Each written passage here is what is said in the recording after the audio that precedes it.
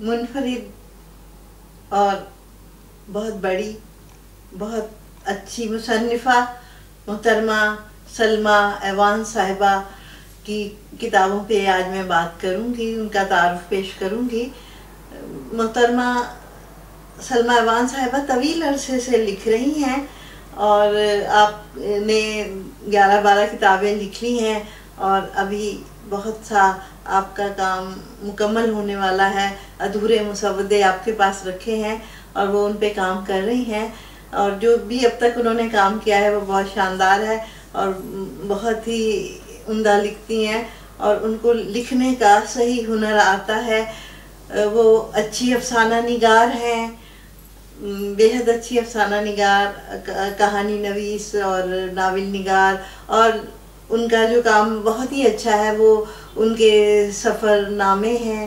انہوں نے دیس بدیس کی کہانیاں سنائی ہیں، وہ دیس میں بھی، اگر گلگت ہنزا اور تمام انہوں نے علاقوں میں جہاں جہاں بھی وہ جاتی ہیں، ان کا چونکہ کاغذ اور قلم سے رشتہ بہت پرانا ہے۔ بچپن سے کہانیاں پڑھتی آئیں اور پھر وہ کہانی لکھنے لگیں، اور ان کا جتنے بھی ہمارے عہد کے اہل قلم ہیں، انہوں نے آپ کی صلاحیتوں کو، آپ کی لکھنے کے انداز کو سراہا ہے، اور مجھے ایسا لگتا ہے کہ جتنے لوگوں نے ان کے بارے میں لکھا ہے کہ شاید وہ اس پہ بھی ایک کتاب چھپ جائے۔ آپ کی بہت انہوں نے آپ کے کلام، آپ کے انداز کو، اور آپ میں جو ایک خاص بات ہے کہ جو آپ میں مشاہدہ آپ کا بے انتہا اچھا ہے، اور اصل بات یہ ہے کہ آپ کو کہانی کہنے کا ہنر آتا ہے، اور اس بات کے سب معترف ہیں۔ میرے پاس ایک آپ کی کتاب ہے، روس کی ایک جھلک، یہ روس کی ایک جھلک، اور یہ تقریباً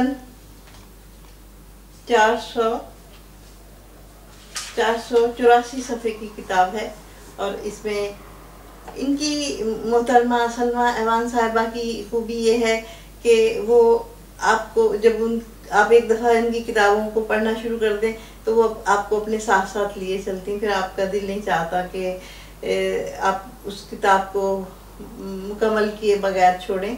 تو روس کی ایک جھلک یہ آپ کی کتاب ہے۔ سلمیٰ ایوان صاحبہ کی دوسری کتاب ہے تنہا، یہ تنہا، اس کے بارے میں چند آراء یہاں پہ درج کی گئی ہیں۔ آپ کے بارے میں احمد ندیم قاسمی کی رائے ہے: سلمیٰ ایوان اپنے ناول تنہا میں جس فنی مہارت کے ساتھ قومی لحاظ سے ایک نہایت اہم موضوع سے جس حسن و خوبی سے نپٹی ہیں، اس کی مثال ہمارے نثری ادب میں بمشکل دستیاب ہے۔ یہ چونکہ تنہا انہوں نے مشرقی پاکستان کے المیے کے بارے میں لکھا ہے، سکوت ڈھاکہ کے بارے میں، تو وہ اس کو انہوں نے، وہ وہاں موجود تھیں اور انہوں نے حالات کو دیکھا تھا، اس لیے انہوں نے جناب قاسمی صاحب کی آپ نے رائے سنی۔ اور اس کے علاوہ جناب اشفاق احمد، بانو قدسیہ، انہوں نے بھی بہت اچھے لفظوں میں اس تعریف کی ہے تنہا کی۔ اس کے علاوہ سلمیٰ ایوان شاید پہلی ناول نگار ہیں جنہوں نے سانحہ مشرقی پاکستان کو تاریخی سیاق و سباق سے دریافت کیا ہے، یہ ڈاکٹر انور سدید کی رائے ہے۔ اس کے علاوہ سلمیٰ ایوان کا ناول تنہا تاریخی حیثیت رکھتا ہے، یہ بشریٰ رحمان صاحبہ کی رائے ہے۔ اس ناول میں پیغام ہے، یہ فرخندہ لودھی صاحبہ نے لکھا۔ تنہا سیاسی شعور کا احساس دلاتا ہے۔ سلمیٰ ایوان نے سچائی کے ساتھ تلخ حقیقتوں کو بیان کیا ہے، یہ سائرہ ہاشمی صاحبہ کی رائے ہے۔ مجھے پاکستان پاکستانی ادیبوں سے بڑی شکایت ہے کہ انہوں نے مشرقی پاکستان پر بہت کم لکھا ہے. تنہا سلمہ تنہا ملی تو خوشی ہوئی، پڑھی تو حیرت ہوئی. ایک خاتون نے کمال جرأت سے حقیقتوں کو بیان کیا ہے. یہ جناب صدیق سالک صاحب کی رائے ہے.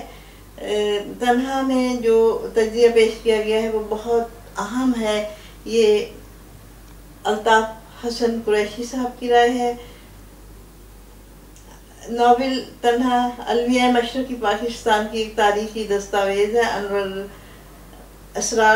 جناب اسرار زیدی صاحب نے لکھا ہے. اور سلمیٰ ایوان کا ناول تنہا روح کو تڑپا دینے والا ناول ہے. یہ رائے ہے بیگم ممتاز شفیقی.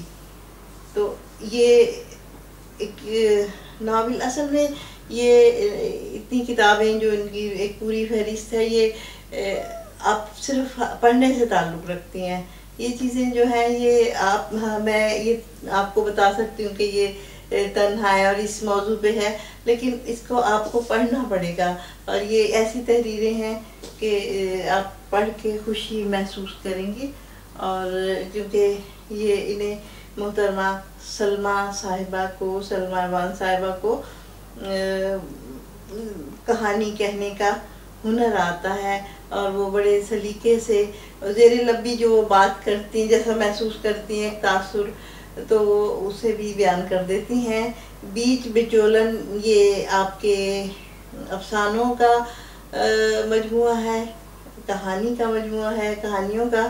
اور اس پہ بھی جناب احمد ندیم قاسمی صاحب نے لکھا ہے، جناب ڈاکٹر وحید قریشی نے لکھا ہے، ذوالفقار احمد تابع صاحب نے لکھا ہے، اور یونس جاوید صاحب نے لکھا ہے. اس کے علاوہ بے شمار لوگوں نے آپ کے بارے میں اظہار خیال کیا ہے، اور آپ نے بڑی محنت سے اور کئی سالوں کی محنت سے ان کو کتابوں کو لکھا ہے.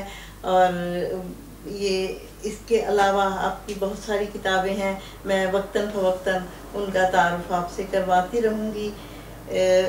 یہ ہمارے عہد کی بہت بڑی